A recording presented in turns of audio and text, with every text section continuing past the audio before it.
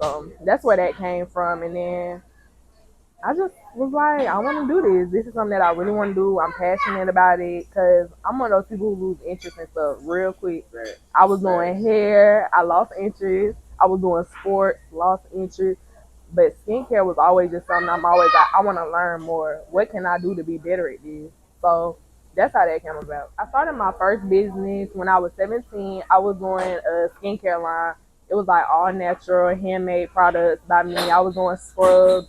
Exfoliating is an important part of skincare, so that was something that I was doing when I was 17. But I stopped doing it because I went to college right after high school, and it's just like college just got in the way of that. Then when I came back home due to my grandma passing, I was like, I still want to do skincare. Like it was just always on my mind. I want to get back to it. I want to start. So I was like, why not do facials? Why not do hands on? I like hands on stuff and meet new people. So that was a good avenue for me. Walk us through your college journey. I went to Clemson University right after I graduated from high school. Yeah. Yeah, South Carolina. Orange and purple, yeah. I loved it. It was great. I went there. I got accepted to all the schools I wanted to go to. I got accepted to LSU, Auburn, Florida, just every school I wanted to go to, Clark. So it was up to me, but Clemson was offering the most money, like scholarships and stuff. So I was like, I'm gonna go there. And it was different. I never really knew nobody to go. Psychology at the time. But I changed it now to business management. So when I go back to a university, I'm gonna be getting my BA, which is Bachelor's of Arts in Business Management. But my first 2 years, I did psychology too, but that shit was slow. I don't count like just the lectures and the material. You really like gotta study that shit yourself. I say, man, like all that. You know how you can party a little bit, dibble it down, and then come back to class and be alright. I say psychology not one of those fields because you gonna come back in that field like cognitive this, cognitive that, behavioral this, and all of that. What's some pros and cons from this career? Well, in this career. Mm. Skincare is a trial and error. That's the con of it. Sometimes the treatments that you do for the client ain't gonna work the first time. So it's just trial and error. Does this work for you? Does this not work for you? What is the at-home care looking like? What's your diet looking like? Are you drinking enough water? So the diet, how big that is? Yeah, like that's 80% of the journey of your skincare journey. Yeah, you want to the stuff that you put in your body, right? It's like you are what you eat. That saying is true. So if you eating like trash, you can't expect your skin to be glowing and looking healthy. You get what I'm saying? It takes eating right, drinking more water, which is like a gallon of water a day. That's how much you should be drinking. So a lot of us don't do that. Right. That shit. That's just what we hear like that. That really like. Yeah, it helps. Yeah, and you could go as far as doing herbs. I do herbs too, like detoxing my body. Herbs are really good. I do sea moss here and there. Also like for women, when your cycle come on, you tend to break out too. So that's another thing. Like it's so much to this skincare stuff that you got to keep up with than just putting products on your face. So that's the con to it. People want to see results instantly, and it's not all the time gonna be instant. It could take years. It could take months. It could take days. Yeah. So you got what? A whole year plan for treatment. So yeah. Like every day for a year. Yeah. Well. That's like for eczema. Like what cases that? Most cases, what's that in? Acne, like people with mild, moderate acne. You want to do like treatments constantly, like once a month, getting facials and at home care, eating right, seeing what is the root cause of it. Mostly acne is something internal, not external. So once you like, I'll say start eating right, put yourself on a different plan. Maybe dairy is what's causing you to break out and to have this acne problem. Maybe cut out dairy, maybe cut out milk, all that type of stuff. So. Can you tell them? Like, when you dealing with them, like, do you send them off to like a doctor or something like that? It depends. When people have like cystic acne, I'll tell them you should see a dermatologist, because they'll give you like clinical stuff. I give more of like a mild, sensitive recommendations. Like you could go into the store and buy this stuff versus when you go to a dermatologist, they'll prescribe you something through a pharmacy. Maybe you need to take antibiotics to clean out your system. But I wouldn't recommend antibiotics simply because it could come back. Like once you stop taking the antibiotic, yeah, like it's just to like kind of flush you out. Yeah. Basically, like the gut health thing, like eating right. You rather just eat right. I don't get it to them. That's like something the dermatologist will prescribe you. So like I can't go as far as doing that because I'm only a esthetician, not a dermatologist.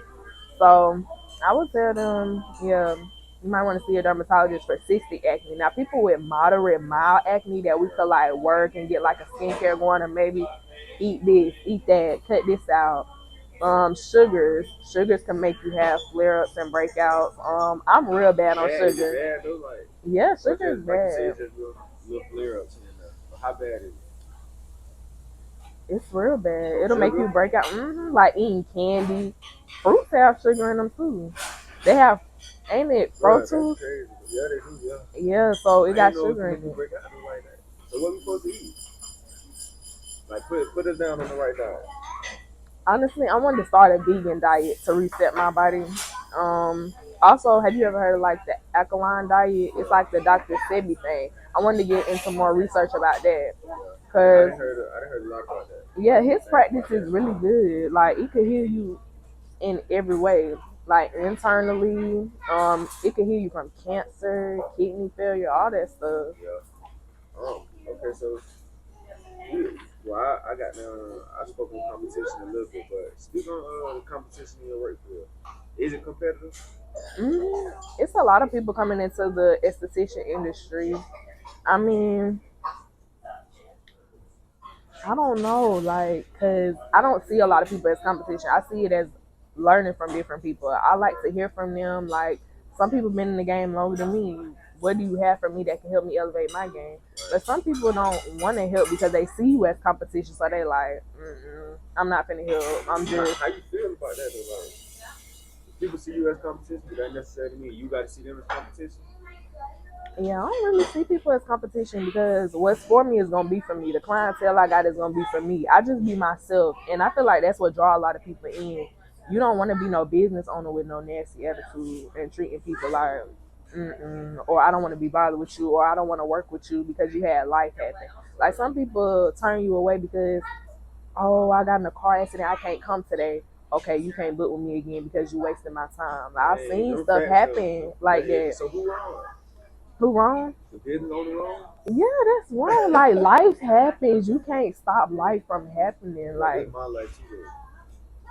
You got down wasting my time. I don't see it like that because it's like I've been on both sides of the spectrum. I've been the client that's had life happen, and it's like I didn't intend for this to happen. Like I'm coming to you. I was on the way. Like yeah, I got hit or I hit somebody. You get what I'm saying? Or just your family member died. I've only been in one wreck in my life, and it wasn't because of me. Somebody hit me in the back, and then I hit the car in front of me, and it was a domino effect. What's some fun facts that me and the viewers don't know about your career? Your career field in the whole, not just what you do.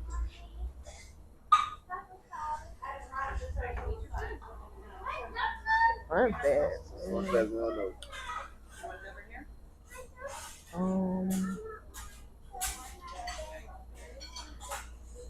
I don't think I got no fun facts. Yeah, we can come back to that one. What makes a successful esthetician? How I say that? Esthetician. What makes a successful esthetician besides the money?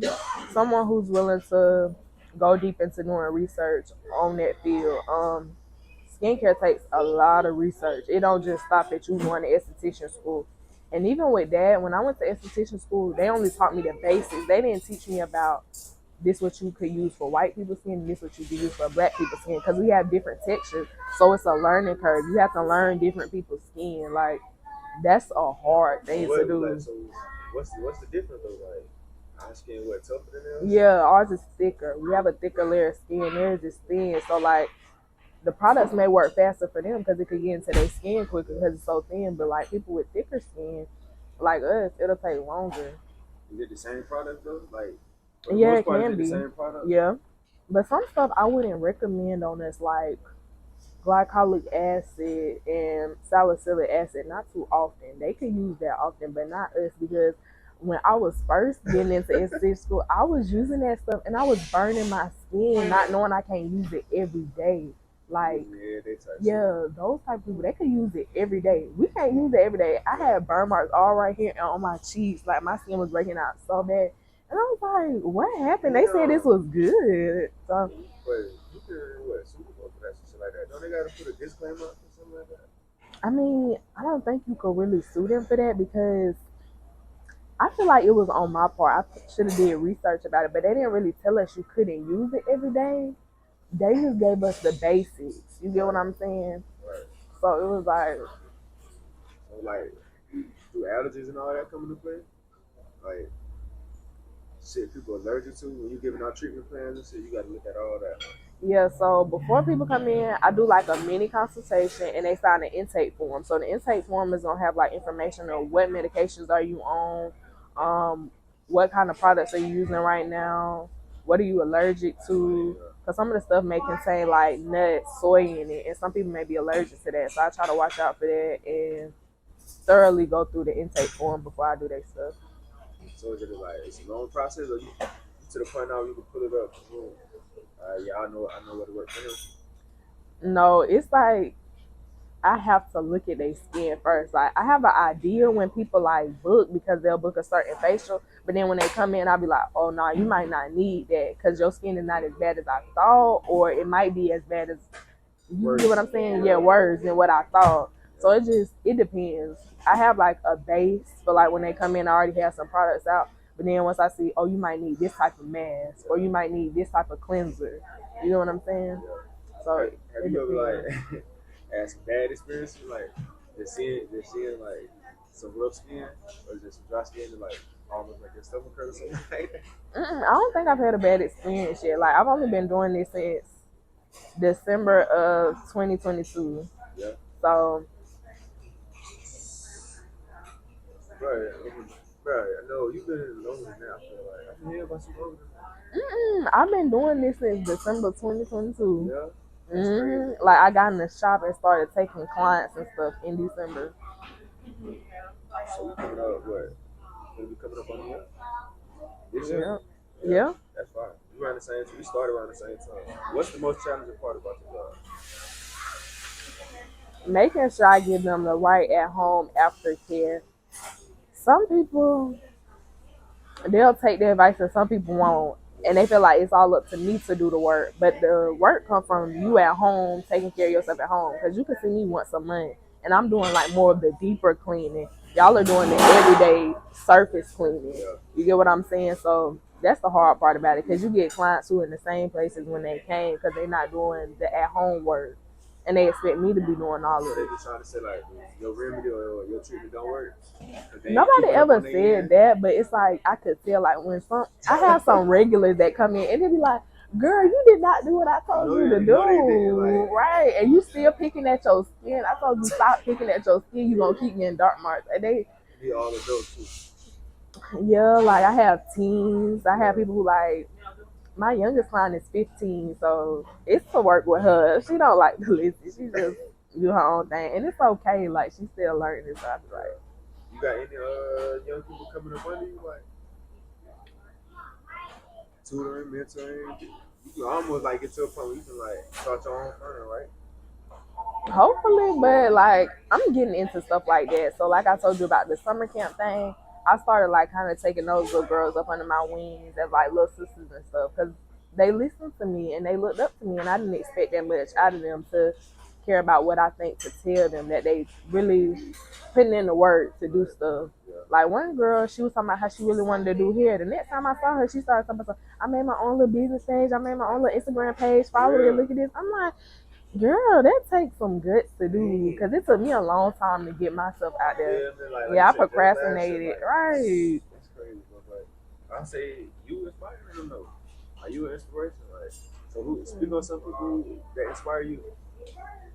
Oh, my older cousin Kyla. Growing up, I lived with her, and my grandma, and she was just played a big part in my life. She always did hair. She did my locks. She started my locks when I went to California, and she just always was a go getter. Like I see her just get up and do, get up and go. Like no matter what nobody thought, no matter what nobody else was doing. Like because everybody started doing hair around that time too. But she was like, so I'm still gonna do my own thing. I'm in my own lane. Now she in California. She do stars hair like. She did one dude named D Smoke. He a big artist out there in the West Coast. Yeah, she do his lock. So it's like that's cool that you had these people coming in and out. Like Sir, she do Sir lock. They brothers, D Smoke and Sir, they brothers. So she do they locks, and it's just like she just progressed. And yeah, she motivated me. Right. And then she even invited me out there last summer. Like I had a time. I met so many people, so many artists that just are humble and wise and just telling you like this is what I did. You gonna fall to get to the top though. So don't feel bad if you not where you want to be at a certain point. It's gonna come. Like just be patient. So speaking of the fall, let's talk about some of your most humbling moments. Mm, most humbling moment. Let me say wake up calls.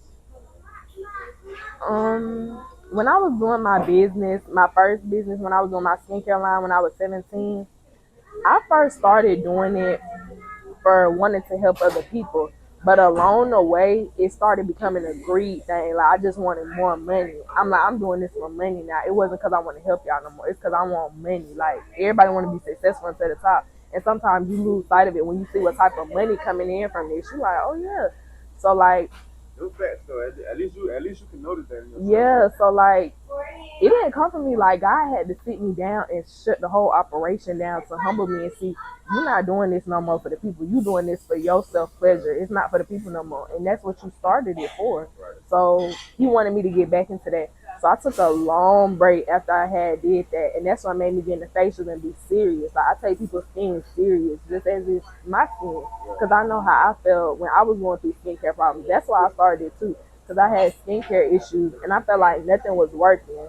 Like I used some of the most popular products. I was using like Proactive, not Zima. Nothing was working, so I was like, is any of them products really like effective though? That's on the market. I like that line. What's her name? La Rose Posay. Yeah, you heard of her? It's like it's a nice brand. I like her.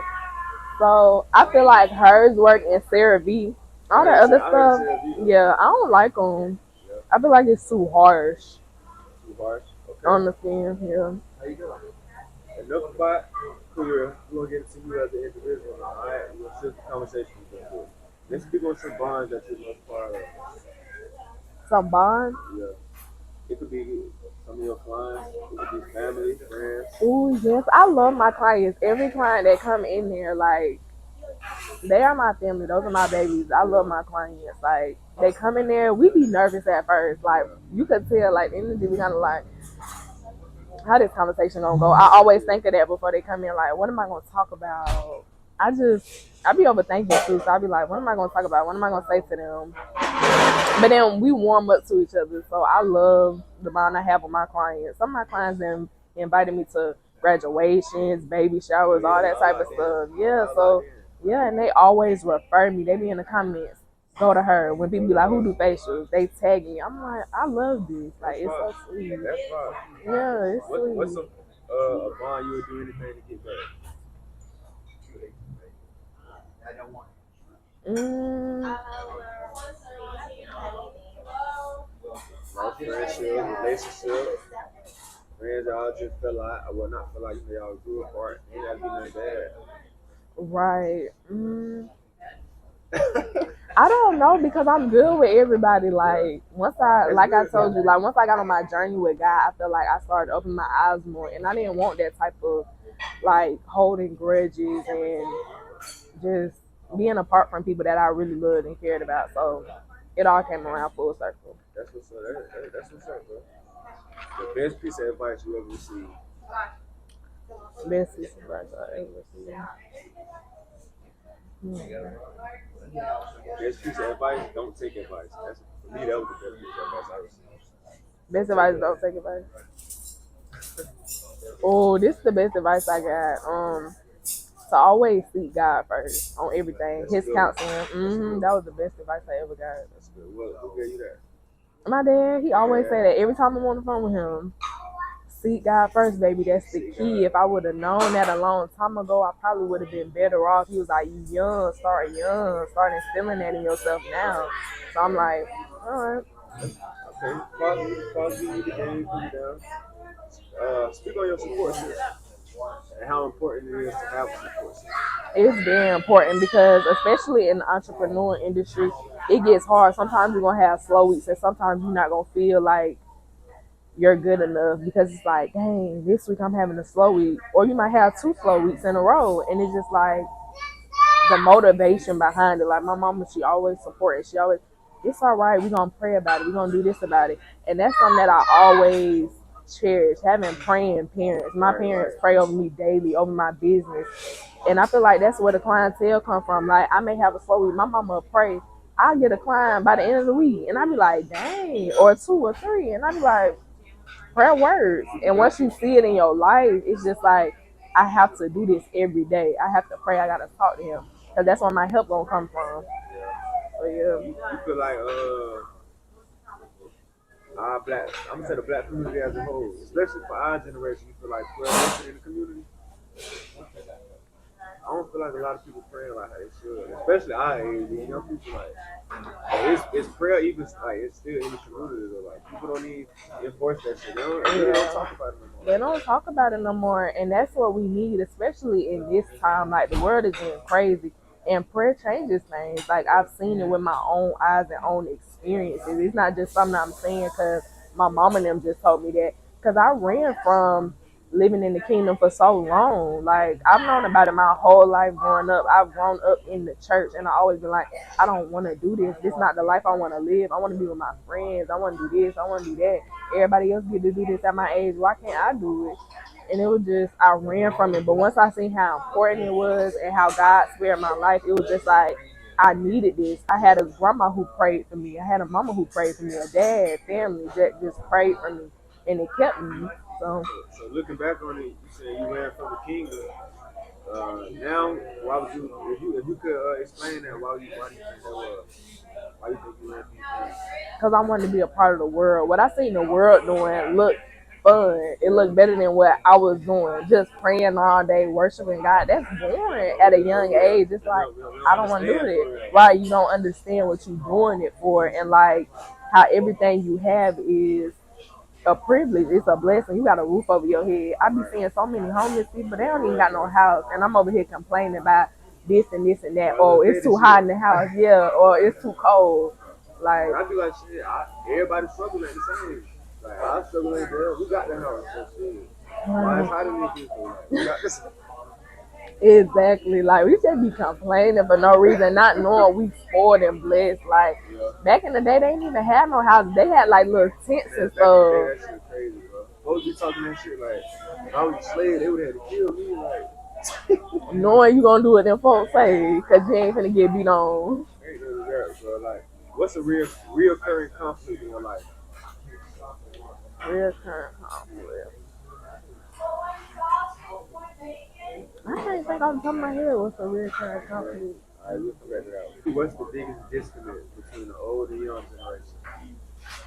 How judgmental they are. Like they don't want to reach out their hand and pour into their children no more. They rather shun them away and make them feel bad and make them feel like they got to do stuff alone. Like a lot of parents I see nowadays, they don't like to, like I said, pour into their children. They rather talk, you ain't gonna be nothing, you this, you that. And that's where the conflict comes from. Because you got the kids that want to break these curses and they want to go the opposite direction than their parents. And their parents like, what you doing that for? That's foreign to them. They ain't never did it. So they like, what are you doing? And so it's like they're being judgmental because they don't know how to take that. They couldn't break a generational curse that they see their child trying to break and break out the cycle. So that's where the disconnect comes from. Should a child ever be casted out? Like think, okay, so me and my homeboy, like I said, we have conversations all the time about random shit, just trying to shift our perspective. So let's say you got your daughter, and you doing everything, making every sacrifice, doing all that to make sure she's straight, but she just not, she just going the wrong way. You feel me? Like you know how it be like. We all have been there, all the experience firsthand. Like, so at what point do a parent just be like, bro, like, damn, like, okay, I'm gonna just let you see, like, and I'm just take my hands off, like, you don't want to come in my house and listen, don't come to my house, like, you don't want to do this, you don't want to do that, bro. I'm not entitled to do none of this shit I'm doing for you. Like, I feel like kids nowadays get that part mixed up. Like, the family and the parent don't gotta support every decision you make. Like, it's reactions to everything. I mean, consequences to everything. Like, make a decision that your parents don't agree with, then they have like they can stand on business too. Like how the parent always agree when they stand on business. Not stand on business. Stand on business, Yeah, I see that. I just say it just depends on the level of disrespect that they had. Like some kids do it out of just like I said, the enemy will use any and every vessel that he could use. So I feel like that's where it comes from too. Like also where prayer come in at. A lot of this stuff just be spiritual stuff that these kids be going through. And like yeah, the stuff that they see like on the internet and stuff, getting phones at such a young age and just seeing all this crazy stuff. That's what they start. Yeah, that's what they start indulging in. And that's when they become rebellious and want to live this different type of lifestyle because they think that's the lifestyle that they live in. But they grown. You like a little child. So what's some of your strengths as a person, right? Right, you know, as an entrepreneur, as a person. I think I'm funny and stuff. That's a strength for me. A lot of people are drawn to me because I'm funny. And I just be myself. A weakness, I'm shy. I don't like talking. I don't like speaking up. You doing good though. I know. You doing good. You like I'm nervous though. Yeah, like I want to laugh so bad. Like laugh, but it's raw content. I'm trying to give it together. They gonna see like then it's cold in here. They probably think I'm shaking or something because I'm nervous. Y'all, I'm cold. It's cold in here.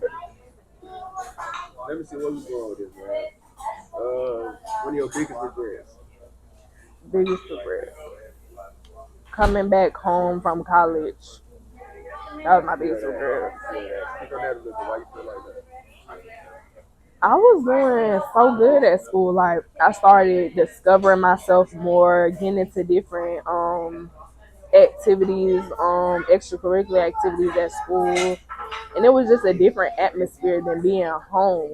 Like you see people getting up every day and going to get it. Especially like when I went to California for them 3 months.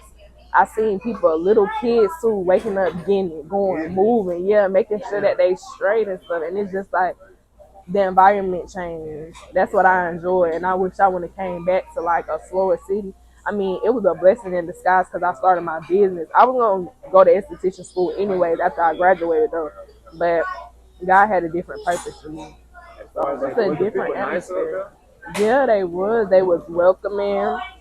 Everybody was a community, and especially like the black folks, because like it was a PWI, so it's like mostly white people. So all the black folks stuck together. We always looked out for each other. You see one of your brothers and sisters in the hallway, hey, you good? You straight? Or like we having a party tonight, you want to come through? Or we having to get together, you want to come through? It's like it's always inviting or word of mouth, or I'm gonna tell my homeboy this, I'm gonna tell my homeboy that. We just all stuck together and stayed in the area together instead of like tearing each other apart and being separate. You will always see all of us together somewhere, like in the cab, like in the area. Everybody just want to come. It was just community. How you feel about when people say college is scam? It's just the experience that you take away from it. It can only be a scam when you can't find your community and you can't find what you like. It could be a scam. To me, at first, I did feel like it was a scam when I was in high school. I did not want to go to college, but when I went, I'm like, you're paying for the experience. You're paying for a degree to build a lifestyle. Yeah. You go to college and you don't do your network. You don't have any business. You don't do your shit. That's like, yeah, it's on you. It is gonna be a scam because you literally locking yourself away. You're not meeting new people. You're not opening doors for yourself. I done met so many white people too that didn't open doors for me, and then I didn't experience different stuff that I want to experience with my colored people in the community. So it's different. Networking one of the biggest differences. Mm-hmm. Sometimes that should make all the difference. They do. What's been your favorite age so far? Favorite age? 20. I'm 20? 29. Yeah. Mm-hmm. Why you say that? I just feel like it opened a different door for me, an eye-opening experience. Like I want to be in a stable place everywhere, mentally, spiritually, financially. I'm just in a different mindset where I just want to be stable in every area, and I really want to seek the kingdom, like I said. And it's just I learn from my mistakes. I'm learning from other people's mistakes as well, and it's like, oh, I want to go this way. I want to do this. I want to do something different. You get what I'm saying? Yeah. Go to lazy than me. Pizza. Pizza. Mm-hmm. Yeah, I'll put some pizza up. Something new happening in your life right now. Ooh, I'm about to go back to college or university, so I'm excited about that. You sure? You say I want to share? Yeah.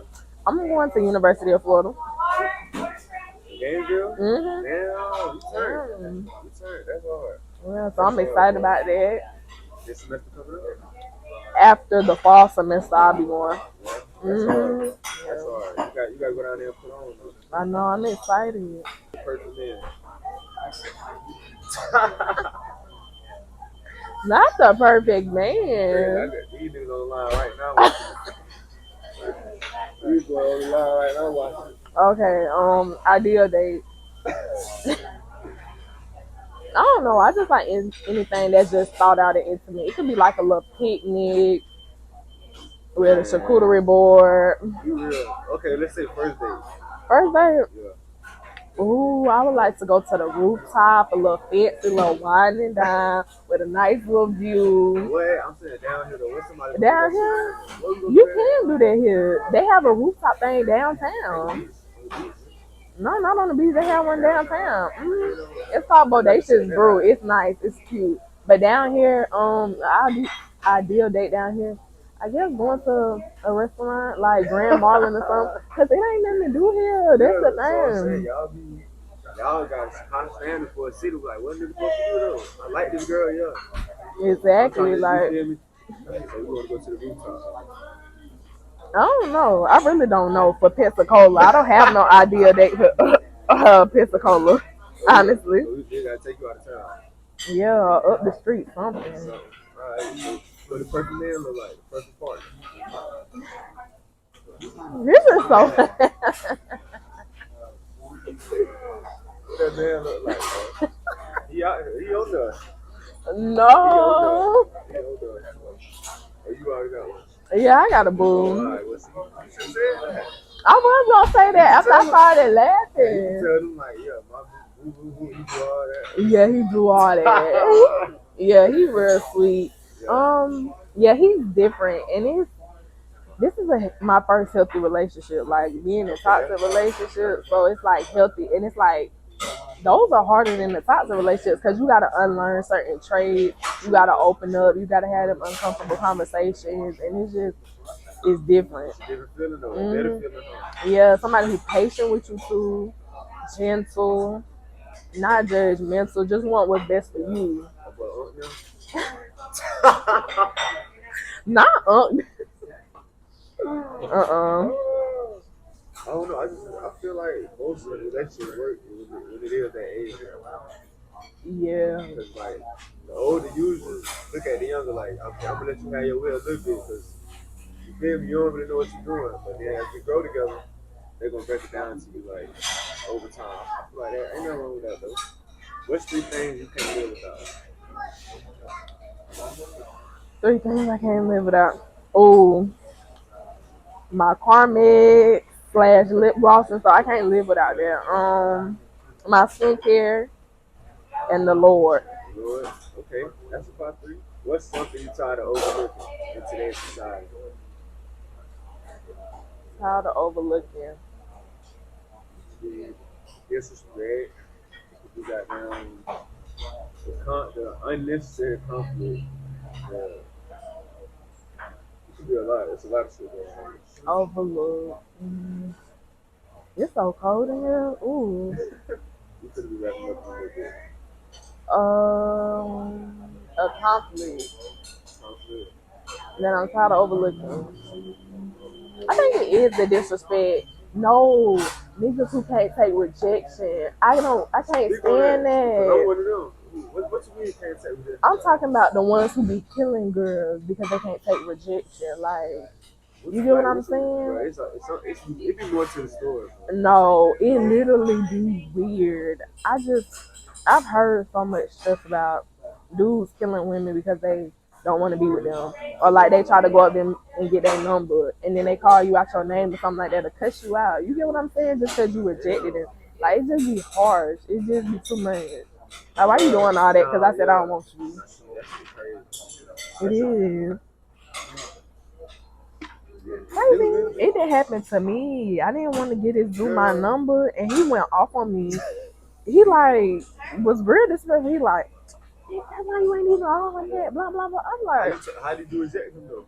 Sometimes y'all do be like, y'all be too much. No, you didn't have to do all that, no. I was not too much. He came over there. He was following us, and he kept looking at us like just from the distance. And he finally got the courage, and he just came over there and was like, "You beautiful. Can I get your number and stuff like that?" I'm like, "No, I'm good." He's talking something. I can't get your Instagram. I'm like, "No, Snapchat, Y'all your social." Why you ain't giving no nerd face? That's when you supposed to do some shit like that.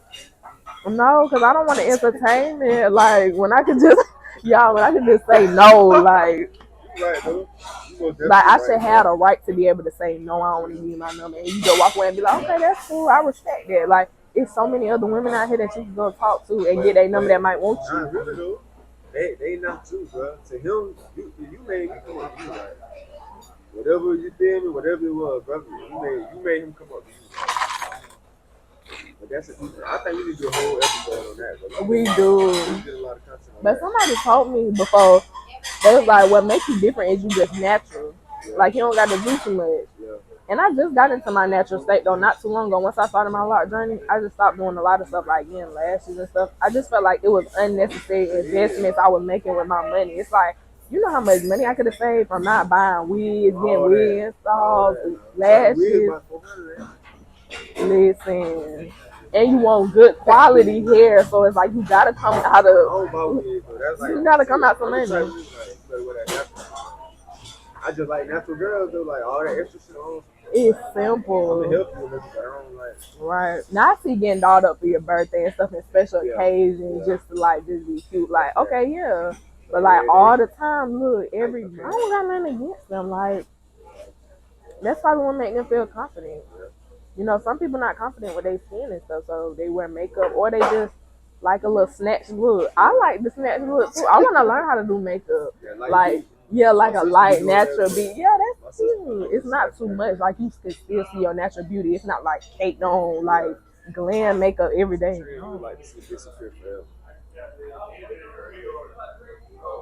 A trend. Give me some examples because I can't think off the top of my head. Let's see. Skinny jeans. I had a lady say skinny jeans. She was that shit disappear. I had a dude say weed. Like, I had a dude say BBL. Like, just weird trends. Yeah, it's a lot of weird trends I wish we could get rid of. Like, it's just stuff I be seeing on TikTok. I'm trying to put my finger on a specific one because there be a lot of stuff I be seeing that it just be like, why you gotta do all that? Too much. Yeah, it just be too much. A lot of stuff be too much. Man, in closing, what does elevate mean to you? Just to rise higher to a higher position. That's what it means, simply. Rise higher. Anything coming up? Anything you want to say in closing? Messages, quotes, anything. Stay encouraged, y'all. Seek ye the kingdom. The Lord loves you. Don't feel like you're too far off that He cannot heal and deliver you and set you free. Do whatever it is you've been procrastinating about. Don't worry about what nobody think. Your fear of looking stupid is holding you back. That's about it, y'all. And I love y'all. Affirmation. Yeah. That's funny. Oh, that's funny. That's another episode of Breakfast Conversation, man. Y'all, hey, follow up, bro. A lot of y'all know this young lady, man. But for those of you that don't, y'all tap in and follow up, man. She got a lot going on, man. That's another episode. Cooking on the flip. We out. That is good, man. That's what I said. Catch us on the flip. Yeah, let's go. So good,